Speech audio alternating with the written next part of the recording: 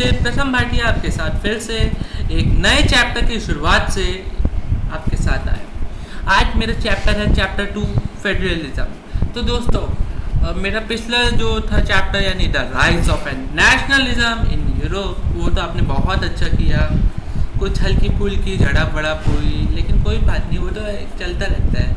लेकिन इन दोनों के गैप लंबा हो गया क्योंकि एक्चुअली मेरे स्कूल में पेपर्स चल रहे, तो उसकी वजह से मैं भी स्टडीज़ में थोड़ा बिजी हो रखा हूँ। तो अब जब फ्री होता हूँ तो ही मैं बना पाता हूँ। लेकिन आप कुछ मत करिए, आप बिल्कुल वीडियो देखें, इंजॉय करिए, क्योंकि ये एक वीडियो नहीं, ये बहुत अच्छी चीज़ है। तो नाउ नेक्स्ट आज स्टार्ट करते हैं the federalism. Now next federalism की डेफिनेशन क्या है? It is a system of government in which power is divided between a central authority and various constituent units of a country. Next, two levels of the government for the entire country। ये first point, government at the level of province state, ये second point. both the power independent of the other, third point।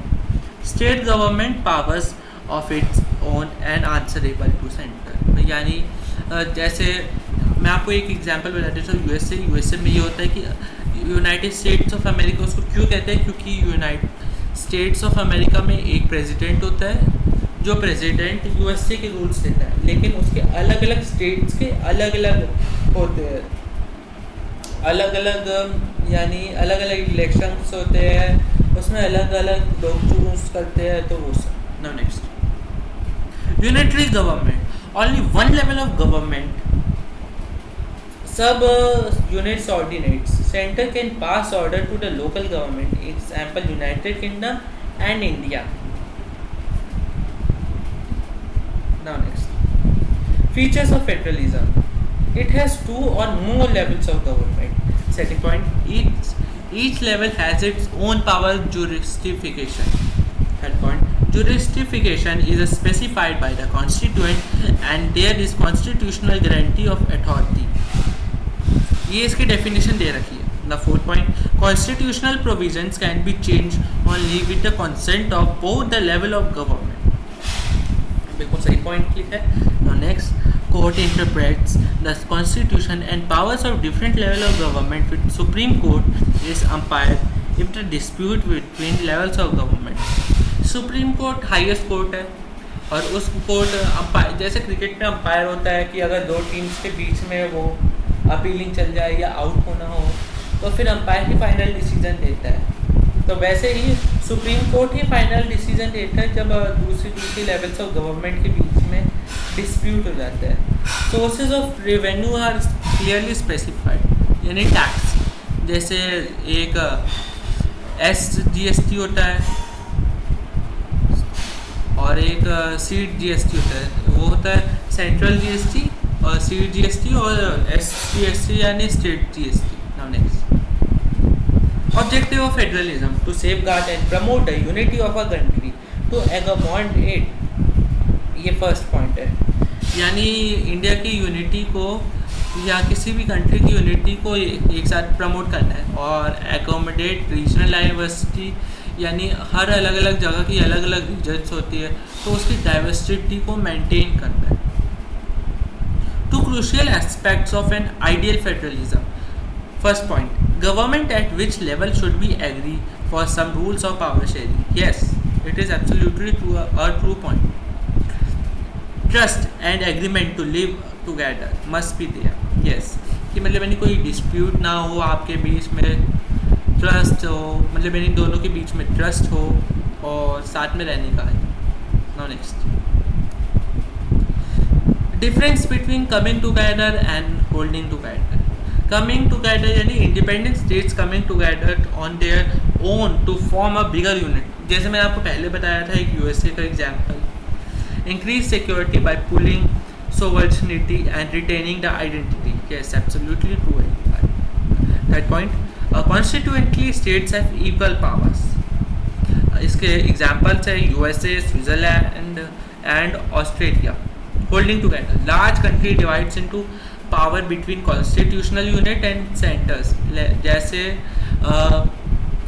यहाँ पे India में जैसे वो chief ministers होते हैं, India में प्राइम मिनिस्टर होता है, प्रेसिडेंट होता है, वो सब।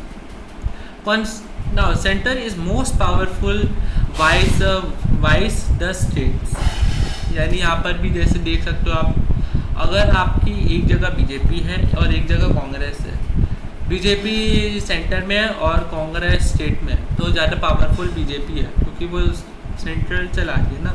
वैसे ही constituent unit of federalism has unequal power. Yes, यानी कॉन्स्टिट्यूएंशियल यूनिट यानी इसका ये मतलब है जैसे आपके देश जैसे पौंडीचेरी, दमन एंड दीव, वो सब इसके एग्जाम्पल्स हैं। इंडिया, स्पेन, बेल्जियम डाउटफुल है, इसलिए मैं वो कह रहा हूँ कि बेल्जियम याद मत करिए, बेल्जियम की जगह आप श्रीलंका कर लीजिए, बेल्जियम डाउटफुल है। What has made India federal country? Constitution has declared India as union of states. First point, there are 3 tiers of federalism, union, state and panchayat. इसका है now next, threefold distribution of legislative power under union list, state list and concurrent list. Now next, all state in Indian Union do not have identical powers. Example जो मैंने आपको बताया था union territory, और उसके बाद यूनियन टेरिटरी जैसे मैंने आपको बताया था, और उसके बाद the changes in power sharing has to be pass by 2 और 3rd majority of parliament. Yes, कि अगर कोई भी आपको कोई भी रूल पास करवाना है या कोई भी चेंज करवाना है अमेंडमेंट, तो उसके लिए 2/3 ऑफ मेजॉरिटी पार्लियामेंट की मानना ज़रूरी होती है। Now next, in case of any dispute regarding division of power the apex court will take decision. Absolutely true, ये बिल्कुल सच बात है कि कोई भी अगर डिस्प्यूट हो रहा है पावर के डिवीज़न में, तो सुप्रीम भी हाई कोर्ट, मतलब यानी हाई कोर्ट यहाँ पे वो स्टेट की हाई कोर्ट नहीं, हाई कोर्ट यानी कोई बड़ी सी कोर्ट हो जो सब कंट्री की मेन कोर्ट हो, तो वो डिसीजन देती है। Next, union list, there are 3 types of list, union list, state list and concurrent list. Union list has subjects of national importance, union alone can make laws. Yes, important है ये चीज़ें, जो ये यूनियन लिस्ट, स्टेट लिस्ट और concurrent list है, ये बिल्कुल important है, तो ये मैं आपको बता दूँ। है सब्जेक्ट्स ऑफ नेशनल इंपॉर्टेंस, जैसे मैंने अभी आपको बताया था, उसके साथ मैं ये बता रहा हूँ, union alone can make loss. और 3rd point, defence and banking, currency, foreign affair and communication, मतलब ये उसके एग्जाम्पल्स है, यानी यूनियन लिस्ट में ये सब्जेक्ट्स आते हैं। स्टेट लिस्ट है subject of local and state importance.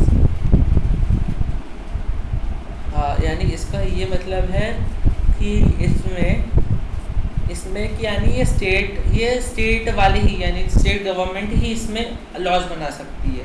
State government alone can make laws for their state, यानी वो अपने स्टेट के लिए खुद लॉज बना सकती है विदाउट सेंटर की हेल्प के लिए।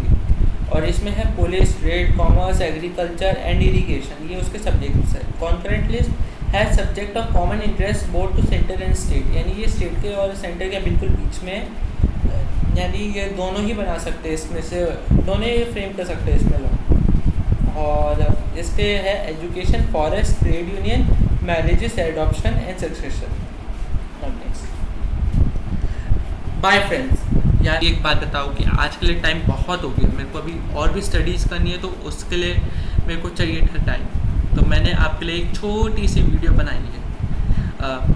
चलो, रात तो वैसे भी बहुत हो गई, तो आज के लिए तो बस इतना ही। फिर मिलते हैं अगले एपिसोड में। Bye bye. प्रथम टीवी देखते रहिए, मेरी नेक्स्ट एपिसोड देखिए, क्योंकि नेक्स्ट एपिसोड इस एपिसोड से इम्पॉर्टेंट है। ये तो इंट्रोडक्शन था, नेक्स्ट एपिसोड में ना बहुत चीज़ें आपको नेक्स्ट एपिसोड में बहुत मज़ा आएगा, ये प्रथम भाटिया की गारंटी है। तो थैंक यू, आज के लिए इतना ही। बाय बाय, नमस्ते।